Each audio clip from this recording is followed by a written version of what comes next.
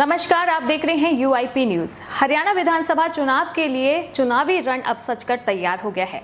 देश की नजरें भी इस वक्त हरियाणा पर है। वजह बता दे, खेल है। जो खेल इस बार पार्टियां खेल रही हैं वो कभी नहीं हुआ था। 5 अक्टूबर को मतदान है। 12 सितंबर को नामांकन के आखिरी दिन में 1088 उम्मीदवारों ने पर्चा भर चुनावी रण सजा दिया है। सीएम, पूर्व सीएम सब हैं इस बार मैदान में।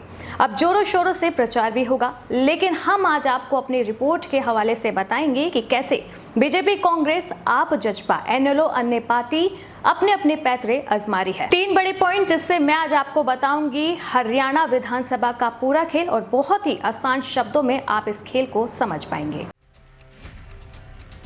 हरियाणा में इस बार राजनीति में जाति का सबसे बड़ा दांव खेला गया है। हरियाणा में विधानसभा चुनाव काफी हद तक जातियों के समीकरणों पर निर्भर करता है। हर पार्टी अपने वोट बैंक के हिसाब से जातियों के प्रत्याशी उतारती है। भाजपा का जोर इस बार ओबीसी मतदाताओं पर है। पहले ओबीसी के कोटे से सीएम नायाब सिंह सैनी को नियुक्त किया गया। अब टिकटों की भागीदारी में उनका प्रतिनिधित्व बढ़ाया है। 10 साल में भाजपा ने ओबीसी जाति के उम्मीदवारों में 33% की बढ़ोतरी की है। इस बार भाजपा ने ओबीसी के 20 उम्मीदवार उतारे हैं। 2014 में भाजपा ने 15 ओबीसी उम्मीदवारों को टिकट दिया था, लेकिन इस बार 2014 और 2019 की तुलना में भाजपा ने जाट समाज के टिकटों में 33% की कटौती की है। यानी कि यहाँ पर जाति का दांव भाजपा ने खेला है। 2014 में पार्टी ने 24 जाट प्रत्याशी उतारे थे। 2019 में इसकी संख्या घटी 24 से 19 पर आ गई, लेकिन 2024 में ये खेल फिर से दोहराया गया और इस बार 19 से 16 यानी कि इस बार के चुनाव में भाजपा ने जाट प्रत्याशियों में सिर्फ और सिर्फ 16 टिकट बांटी हैं। खेल के मैदान में पसीना बहाने वाले खिलाड़ी इस बार हरियाणा के सियासी दंगल में भी दांव दिखाते नजर आएंगे। विधानसभा चुनाव लड़ रही पार्टियों ने जुलाना, महम, अटेली में 4 खिलाड़ियों पर दांव खेला है। जुलाना विधानसभा क्षेत्र से कांग्रेस ने अंतर्राष्ट्रीय पहलवान विनेश फोगाट को प्रत्याशी बनाया है। बजरंग पुनिया भी कांग्रेस में जुड़ तो गए हैं, लेकिन अभी वो चुनाव नहीं लड़ेंगे। इसी सीट पर आम आदमी पार्टी ने भारत की पहली महिला WWE रेसलर कविता दलाल को उम्मीदवार बनाया है। बता दें कि आम आदमी पार्टी कांग्रेस के साथ हरियाणा में चुनाव लड़ना चाहती थी, लेकिन सीटों के बंटवारों को लेकर दोनों पार्टियों के बीच में अनबन दिखी, जिसके बाद आम आदमी पार्टी ने अब ठान लिया है कि जुलाना से वो कांग्रेस को बड़ी मात देगी। इसलिए यहाँ पर रेसलर वर्सेस रेसलर का बड़ा खेल दिखने वाला है। समझिए आप इस खेल को कि कैसे स्पोर्ट्स को पसंद करने वाले फैंस अब यहाँ बंटने वाले हैं कांग्रेस और आम आदमी पार्टी के बीच, क्योंकि यहाँ पर विनेश फोगाट वर्सेस कविता दलाल होने वाला है। इन दोनों पहलवानों को टिकट मिलने के चलते ये सीट प्रदेश की चर्चित सीटों में अब शुमार हो चुकी है।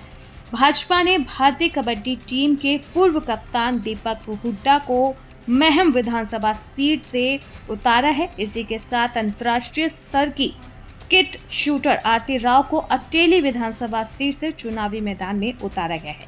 यानी कि भाजपा ने भी वही रणनीति अपनाई है जो कांग्रेस और आप ने की। जब आसपास की सीटों पर खिलाड़ियों को उतारा गया तो भाजपा ने भी अपने 2 खिलाड़ी उतार दिए। दीपक हुड्डा बता दें 2016 के दक्षिण एशियाई खेलों में स्वर्ण पदक जीतने वाली भारतीय कबड्डी टीम का हिस्सा थे। आरती राव की बात करें तो वह अंतर्राष्ट्रीय स्तर की स्किट शूटर में 4 एशियाई चैंपियनशिप पदक जीत चुकी हैं। हरियाणा पैरा स्पोर्ट्स एसोसिएशन की वो अध्यक्ष भी है। आरती केंद्रीय मंत्री राव इंद्रजीत की बेटी है। हरियाणा में नामांकन की प्रक्रिया अब खत्म हो गई है। इसके साथ सभी 90 सीटों के मुकाबलों की तस्वीर साफ हो चुकी है कि कहां किस तरह से खेल होने वाला है। इस चुनाव में कई सीटें ऐसी हैं जहां सियासी लड़ाई परिवार के बीच ही है। यानी कि इन सियासी लड़ाई में परिवार के सदस्य एक दूसरे के खिलाफ खड़े हैं। बंसीलाल की सियासी विरासत के लिए मुकाबला इस चुनाव में देखने को अब मिलने वाला है। यह सियासी लड़ाई भिवानी जिले की तोशाम सीट पर होगी, जहां चचेरे भाई बहन आमने सामने होंगे। भाई बहनों के बीच यहाँ पर बड़ा खेल खेला है सत्ताधारी पार्टियों ने। सत्ताधारी भाजपा ने तोशाम सीट से विधायक रही किरण चौधरी की बेटी और पूर्व सांसद श्रुति चौधरी को विधानसभा चुनाव में उतारा है। सिरसा जिले की डबवाली सीट पर भी मुकाबला परिवार के सदस्यों के बीच ही है। यहाँ चौटाला परिवार के 2 सदस्य आमने सामने दिखेंगे। आदित्य देवीलाल चौटाला और दिग्विजय चौटाला यहाँ पर आमने सामने होने वाले हैं। इन दोनों के रिश्ते की बात करें तो चाचा भतीजे का रिश्ता है, यानी एक ही परिवार के 2 अहम लोग आपस में लड़ते हुए दिखेंगे, लेकिन चुनावी मैदान में।